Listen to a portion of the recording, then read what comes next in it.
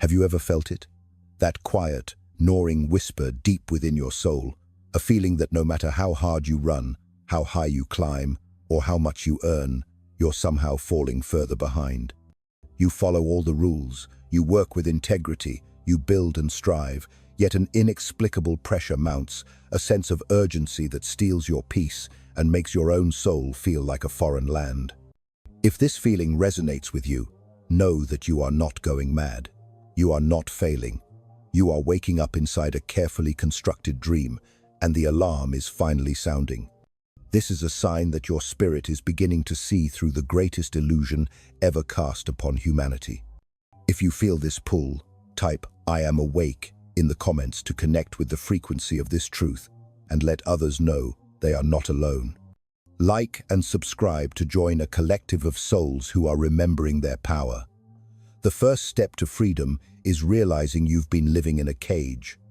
You were told, from your first breath, that money is a neutral tool, a simple symbol of value, a practical means of exchange. But what if that was the most profound and dangerous lie you've ever been programmed to believe? A lie so deeply embedded in the fabric of our reality that it has shaped not just our world, but the very essence of how we perceive our own worth. You've spent a lifetime working, building, climbing, earning, sacrificing your precious time and life force, doing everything society told you was right. Yet, there remains that quiet voice, that divine discontent, whispering in the silent moments. Why does it still feel like I'm losing a game I never agreed to play? You earn more than you ever have before, yet your peace of mind feels impossibly expensive. Your time feels more limited, more scarce than ever. And your sense of self, your connection to who you truly are, has become fragile, uncertain, tethered to a number on a screen that fluctuates with the whims of a system you don't control. They promised you that success would bring freedom, that wealth would unlock a life of ease and sovereignty. But instead, all you feel is the crushing weight of pressure, the relentless urgency to do more, be more, and the constant, nagging fear that you are still, somehow, not enough. So let me ask you a question that no one ever dared to ask you out loud, a question that has the power to shatter the very foundations of this illusion. What are you actually worth, and who, or what, gave you that number? Why is it that when we hear the word successful, the first images that flood our minds are of wealth, possessions, and power? We immediately picture sprawling mansions, luxury cars, and overflowing bank accounts. Yet we never think of wisdom, integrity, or inner peace. Why does your confidence, your very sense of self-esteem, rise and fall with the numbers in your bank account, as if your dignity were just another market commodity to be bought and sold? Why do we feel a sting of shame when we can't afford to buy more, and a fleeting sense of pride when we can, even if both choices come at the cost of our soul's tranquility? At some point, without you even realizing it, the programming took hold. You stopped asking the fundamental question of who you are, and instead started asking the system's question, how much you're worth. You began measuring your entire existence with a tool that is deliberately manipulated, constantly inflated, and designed to decay in value with every passing day. You see, you don't just use money. You have been conditioned to live inside of it. You think in its terms, you dream in its currency, and you judge your own reflection in the mirror through the lens of a monetary system you never chose, a system built on silence and control. But here is the sacred truth that no one in power ever wanted you to remember. The dollar, the euro, the yen, they are not real value. They are an illusion, a shared belief, a system built not on substance, but on silent mass obedience. It's not backed by gold, it's not backed by truth. It is backed only by trust, obedience, and your unconscious agreement to keep playing the game. And while this illusion loses its purchasing power every single day through the hidden tax of inflation, your self-worth, which you have been taught to chain to it, sinks right along with it. This is because no one ever taught you to separate the two. They never taught you that your soul has a value that cannot be printed, quantified, or devalued. You were told that money would give you choices, but they never told you it would also steal your spiritual center and sell you a synthetic, counterfeit sense of worth in its place. They taught you to earn more, spend more, accumulate more, but did they ever once stop to ask you whether more actually meant better? Whether more brought you closer to your divine purpose or further away from it? So here is the unfiltered, liberating truth. If you define your identity by a shrinking, man-made metric, your spirit will shrink with it, no matter how much you accumulate. You were not born to be measured, priced, or converted into digits on a financial statement. Your soul did not incarnate on this planet to be appraised like an asset. You were born to live a life beyond numbers, a life of purpose, connection, and divine expression. But the longer you believe the illusion, the more you will chase a sense of approval, success, and security within a system that profits directly from your emptiness, your feeling of lack, and your constant striving. And that, my friend, is not economics. That is a sophisticated form of psychological and spiritual warfare, dressed up in the benign language of personal finance. Welcome to the dollar illusion. And this time, it's being stripped bare for all to see. The strange, almost magical thing about illusions is this: the longer you live inside one, the harder it is to imagine life without it. You begin to believe it was always this way, that it's a natural and unchangeable part of reality, like gravity or oxygen. You accept it as a fundamental force that no one ever invented or designed. But money wasn't always like this. There was a time when currency was directly anchored to something real, something tangible and scarce that couldn't be printed overnight to serve political convenience. It was backed by gold. In 1944, after the devastating chaos of World War II, world leaders gathered in a place called Bretton Woods, New Hampshire, to rewrite the very rules of money itself. They decided, in that moment, that the US dollar would become the global standard, the reserve currency for the entire world. And why? Because it was backed by gold.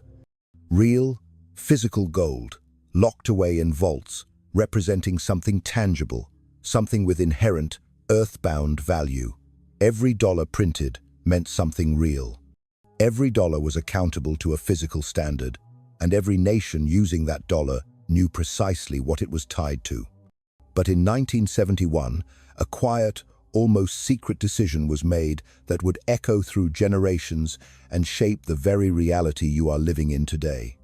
President Richard Nixon, in a move that received no public vote, no open debate, and no economic education for the masses, permanently and unilaterally ended the gold standard. He severed the dollar's final tie to anything real. From that moment forward, the dollar was no longer tethered to gold or any physical value.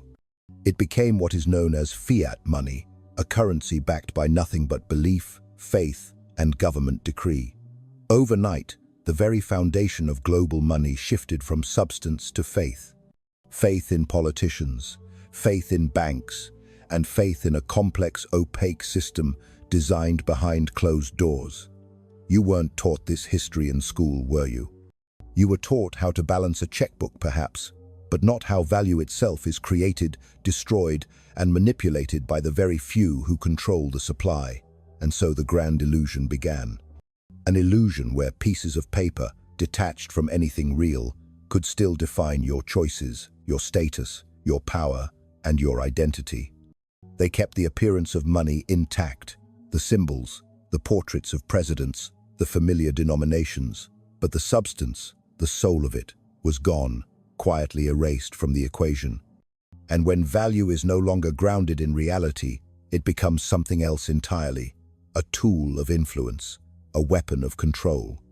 Because once they could print money at will, with no physical anchor to restrain them, they could reshape markets, bail out failing corporations, fund endless wars, and silently tax you through inflation without ever passing a single piece of legislation.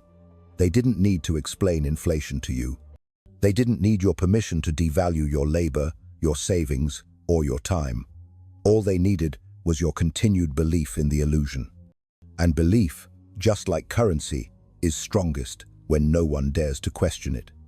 Because if people started to ask where value truly comes from, they might also start to ask who benefits from its creation and who loses the most. Nietzsche once said that when someone controls the definition of value, they no longer need to control you directly. Because if they can define what matters, what's worth chasing, and what gives life status and meaning, then they have already shaped your life from the inside out. You keep working, not because you are free, but because the scoreboard keeps moving and the rules of the game keep changing without notice. You keep measuring your success within a system where the measuring stick itself stretches whenever they need it to, paying their debts with your dreams. And the cruel genius of it all is that the illusion is invisible. It isn't enforced by overt violence, but by consensus, by everyone around you silently agreeing that this is just how it works. But it wasn't always this way, and it doesn't have to stay this way. Because the moment you understand that the dollar is not real value, that it's a designed illusion, you can begin to reclaim something far more powerful, your own definition of worth. Not the system's, not the market's, yours.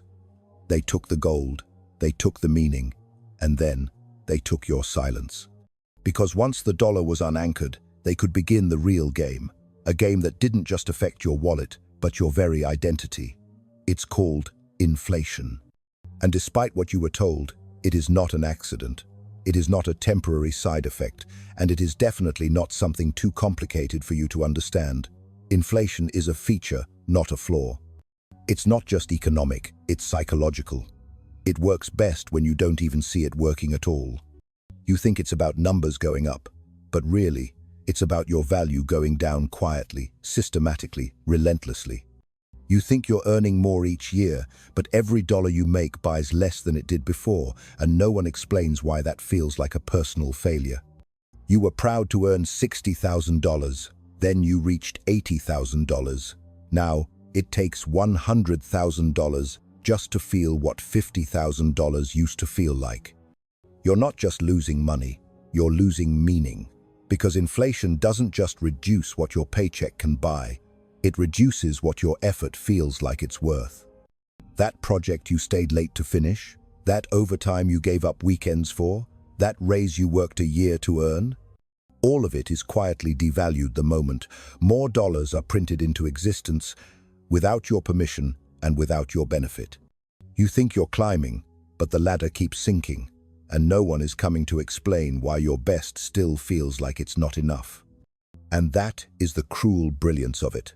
Inflation doesn't scream, it whispers, it erodes, it steals your pride, not just your savings. You still hit your targets, you still show up, you still give your best. But deep down, you start to feel like your best is worth less. And when your effort feels like it's worthless, you begin to question if you are too. You start measuring your days in stress instead of satisfaction. You start wondering why you're exhausted but still falling behind. You don't just feel broke, you feel broken. Because when value becomes unstable, identity follows. You don't just doubt your money, you doubt your choices, your effort, your worth. And yet, no one says a word.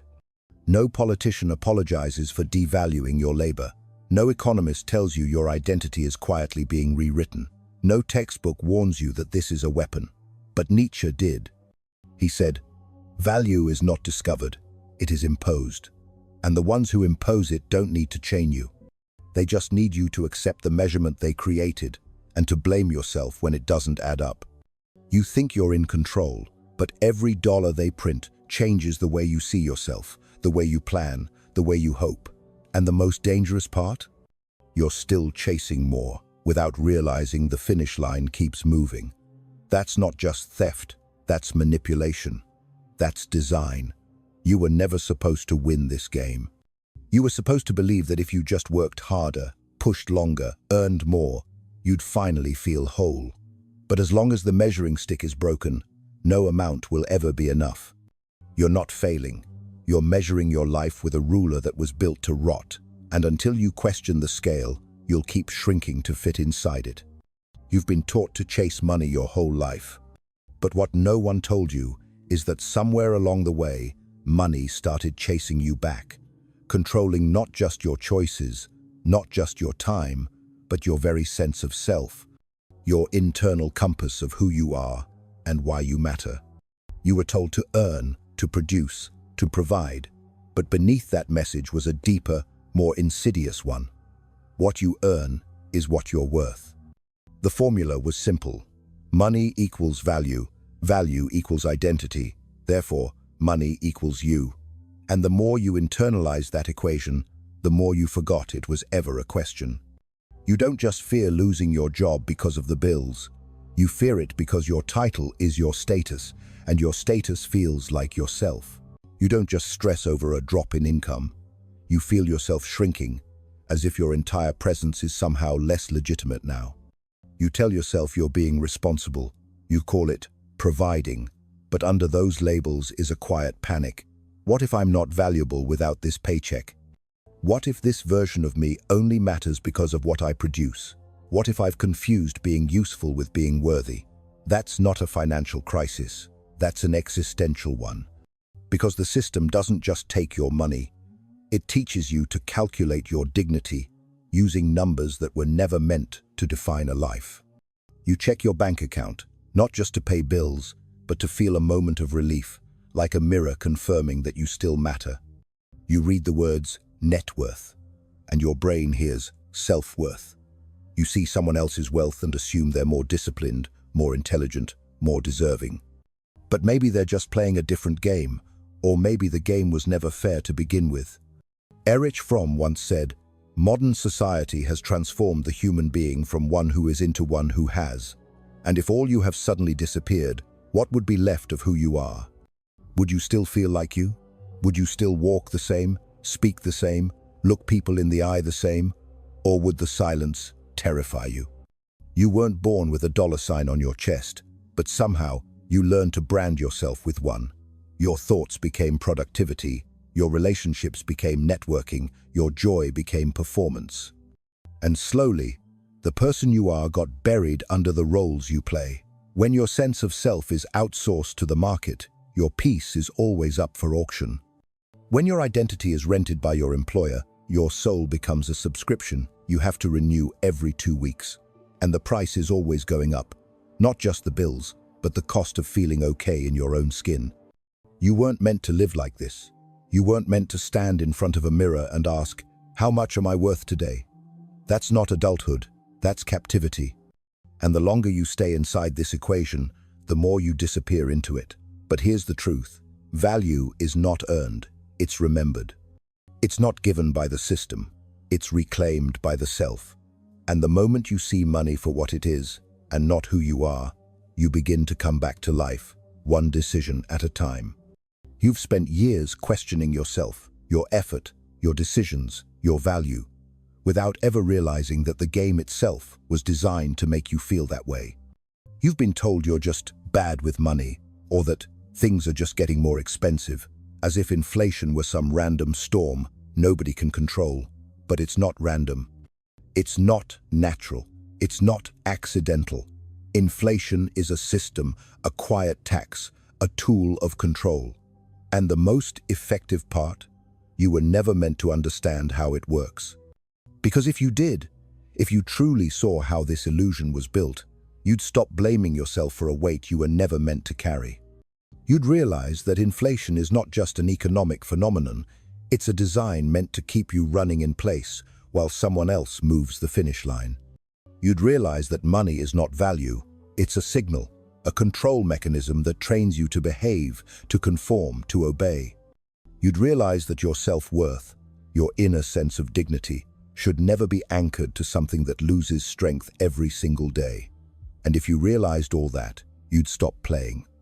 You'd stop chasing the moving target. You'd stop measuring your soul in digits. You'd stop handing over your identity in exchange for approval. Because once you stop believing in the illusion stops working.